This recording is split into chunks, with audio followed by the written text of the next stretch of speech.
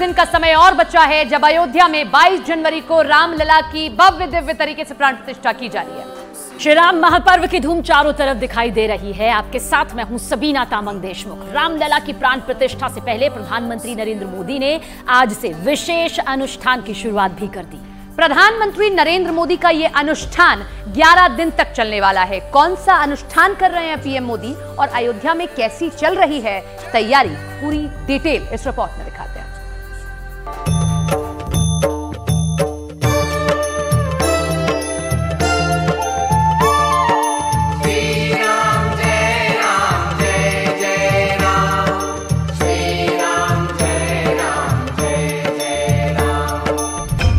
प्राण प्रतिष्ठा पर प्रधानमंत्री का प्रण।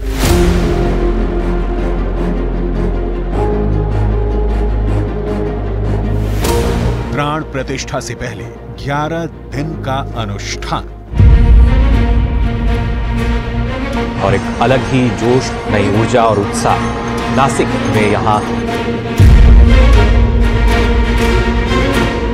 अयोध्या में भगवान श्री राम का दिव्य और भव्य मंदिर साकार रूप ले रहा है।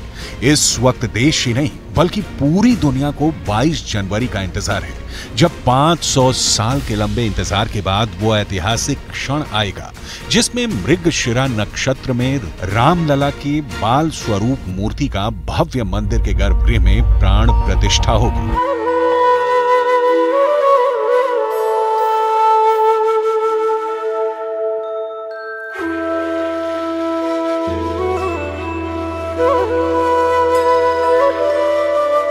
पंद्रह जनवरी को रामलला के विग्रह यानी श्री राम के बाल रूप की मूर्ति को गर्भगृह में स्थापित किया जाएगा।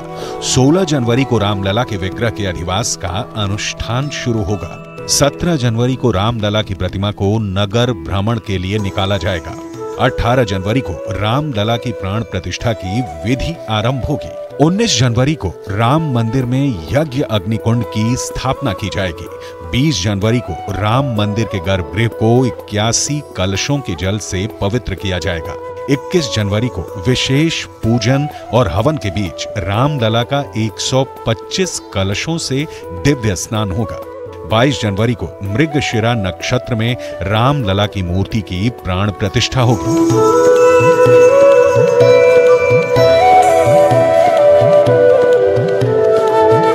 लेकिन मंदिर में होने वाली इस पूजा पद्धति के अलावा भी एक अनुष्ठान होने वाला है और यह अनुष्ठान कर रहे हैं प्रधानमंत्री नरेंद्र मोदी। प्राण प्रतिष्ठा से पहले प्रधानमंत्री ने 11 दिन के विशेष अनुष्ठान की शुरुआत की।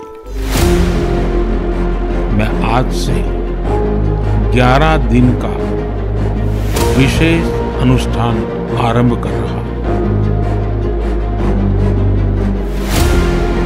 अयोध्या में रामलला की प्राण प्रतिष्ठा में केवल 11 दिन ही बचे हैं। मेरा सौभाग्य है कि मैं भी इस पुण्य अवसर का साक्षी बनूंगा।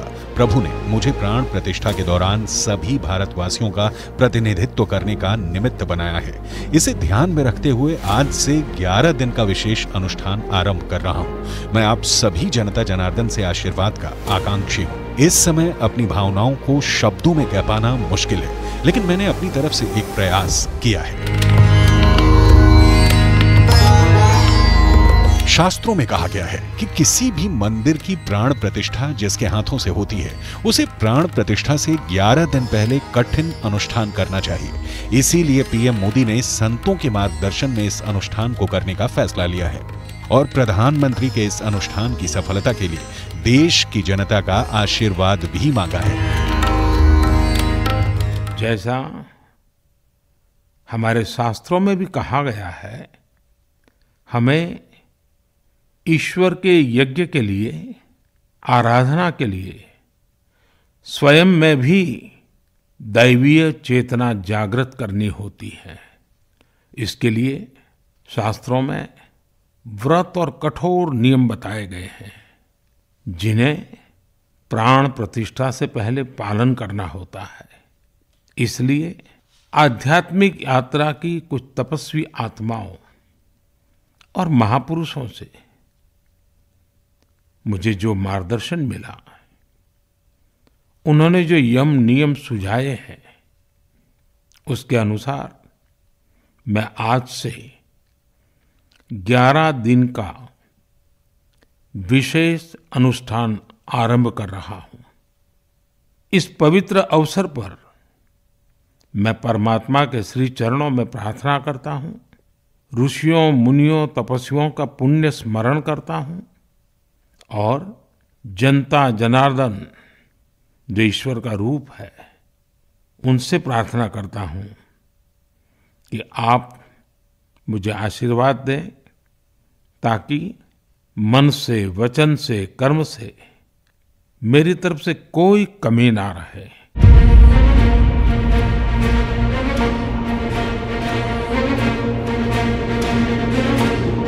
अनुष्ठान की शुरुआत के साथ ही आज अपने संदेश में प्रधानमंत्री नरेंद्र मोदी ने छत्रपति शिवाजी महाराज की मां जीजाबाई को भी याद किया।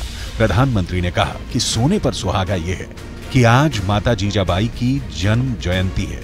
माता जीजाबाई ने छत्रपति शिवाजी महाराज के रूप में एक महामानव को जन्म दिया था। आज हम भारत को जिस अक्षुण्ण रूप में देख रहे हैं, इसमें माता जीजाबाई का बहुत बड़ा योगदान है। इसके साथ ही अपने भावुक संदेश में आज प्रधानमंत्री ने अपनी मां का भी जिक्र किया और कहा कि मेरी मां ने जीवन के अंत तक सीता राम की माला का जप किया। प्रधानमंत्री ने आज से जिस अनुष्ठान की शुरुआत की है उसमें उन्हें ब्रह्म मुहूर्त में राम नाम का जाप करना होगा। पूजन से पहले निर्जला व्रत रखना होगा। नित्य पूजन के बाद दिन में फलाहार पर रहना होगा। रात में आरती के बाद सात्विक भोजन करना होगा। सद्विचार एवं सदचिंतन करने का नियम करना होगा। भगवान को भोग लगाकर ही प्रसाद ग्रहण करना होगा।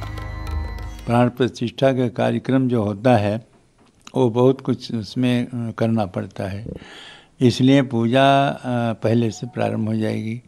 यद्यपि ये खरमास 14 को समाप्त हो जाएगा, इसे 15-16 से वो कार्यक्रम शुरू हो जाएंगे और इसमें उनको भगवान के लिए तमाम पल्ली देवी देवताओं की पूजा होती है, नवग्रह की पूजा होती है, दिशाओं की पूजा होती है।